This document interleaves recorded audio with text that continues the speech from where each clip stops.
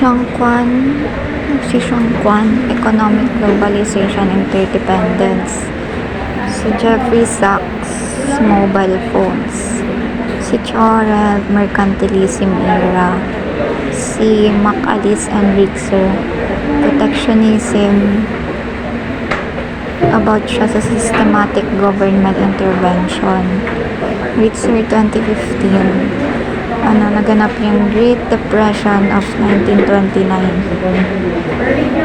Marked the peak of protectionism. Basta yung countries such as China, Japan, and the United States are being accused of practicing protectionism. Si Nichols and Opal 2005, about siya sa globalization, made some countries, especially the developing ones, to gain more in the global economy at the expense of other nations. Na-mention din dito yung fair trade. Donnie 2007, yung fair trade. Fair trade, ibig sabihin nun, Fair Trade Association concerned for the social, economic, and environmental well-being of marginalized small producers. Si Borghese and Vercelli, one significant global response or approach to economic globalization. About to sa globalization. Tsaka na-mention din yung sustainable development, which seeks to chart a middle path between economic growth and sustainable environment. Si Harvey, about just sa neoliberals tsaka environmentalist. Si Anthony, sinabi niya yung environmentalist bigyan ng priority. Si Yearly 2007, mention dito yung ecological modernization theory. Yung si Armitage 2005 na mention dito yung Kyoto Protocol aimed at reduction of global carbon emission but failed to take off largely because it was not ratified by the United States. Si Barrio Nuevo 2007, in-state na yung use of ethanol as an alternative to gasoline. Walang doble. Okay. Si Brin 2016, the demand for food will be 60% greater than it is today, and the challenge of food security requires the world to feed 9 billion people by 2050. Mention niya rin yung case ng India to show how complex the issue of food security. Ay, sorry po. Tapos, si Diamond 2006, destruction of natural habitats or deforestation. Gold Purge, industrial fishing. Basta about marine life and ecosystem. Si Conca 2006, decline in the availability of fresh water. Si Conca about water. Si Glantz about soil or desertification. Tapos, si Ritzer 2015 ulit, mention niya yung virtual water. People inadvertently use up water from elsewhere in the world through the consumption of water-intensive products. Si Ritzer ulit, sinabi niya yung sa climate refugees. People who are forced to migrate due to lack of access to water or due to flooding. Si Dinham 2007, use of persistent organic pollutants or POPs. Persistent organic pollutants. Si Revkin 2008, this process causes the melting of land-based and glacial ice. Melting of land-based and glacial ice with potentially catastrophic effects, the possibility of substantial flooding. Si Brown naman, mention niya yung global warming poses a threat. About siya sa global warming. Si Brin ulit. Ano yung sinabi ni Brin dati? Si Brin yung about sa food. Si Brin ulit, sinabi niya yung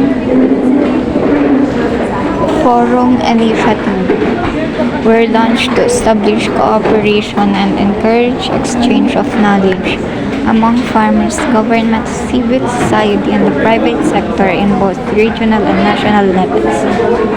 The Forum's initiative launched to establish cooperation and encourage exchange of knowledge. Si Hans Rosling, Swedish statistician, once said the 1 to 2 billion poorest in the world who don't have food for the day suffer from the worst disease, globalization deficiency. Tapos, si Paul Krugman naman, economist siya, as cited in the New York Times, July 8, 2013, the Bangladesh apparel industry is going to consist of what we would consider sweatshops. Paul Krugman. Basta in Bangladesh in particular really needs its apparel industry. It's pretty much the only thing to keep its economy afloat. Paul Krugman, economist, Bangladesh. Si Muhammad Yunus won the Nobel Peace Prize for implementing a simple idea. He gave small loans on average around $100 to low-income people in rural areas. Si Yunus, in my experience, poor people are the world's greatest entrepreneurs. Every day they must innovate in order to survive. They remain poor because they do not have the opportunities to turn their creativity into sustainable income.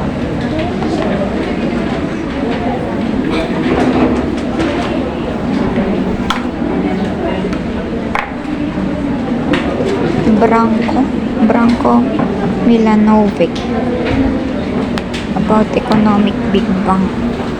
An economist who specializes in global inequality explained all this by describing an economic Big Bang wherein the Industrial Revolution caused differences among countries. Through this explosion of industry and modern technology, some nations became economically developed while others were developing, and ultimately the result in the economic growth. Sinabi rin niya ni Milanovic. Basta yun. Si Richard Freeman naman. Anong ganap niya? Harvard economist. The triumph of globalization and market capitalism has improved by living standards for billions by concentrating billions. Triumph of globalization and market capitalism has improved living standards for billions while concentrating billions among the few.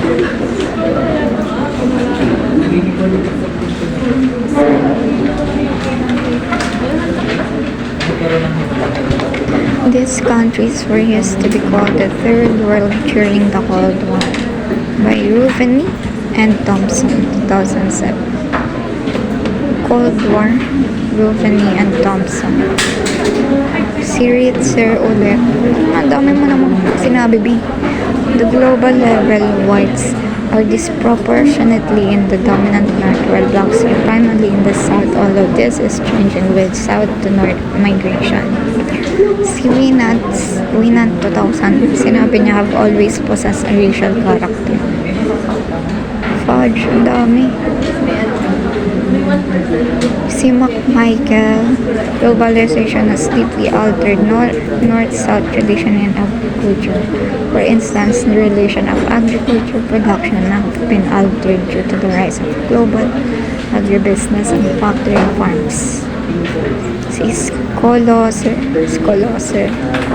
pointed out that as a commercial agriculture replaces local provisioning, the relation of social production are also altered.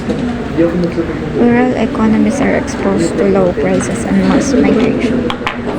CISA in 1991 used the concept of global cities to describe the three urban centers of Europe, London and Tokyo as economic centers that exert control over the world's political economy. Beaverstock, Beaverstock, BEA, Beaverstock. World cities are categorized as such based on the global reach of organization founded them. Not only are there inequalities between these cities, there also exist inequalities with each city. Hi.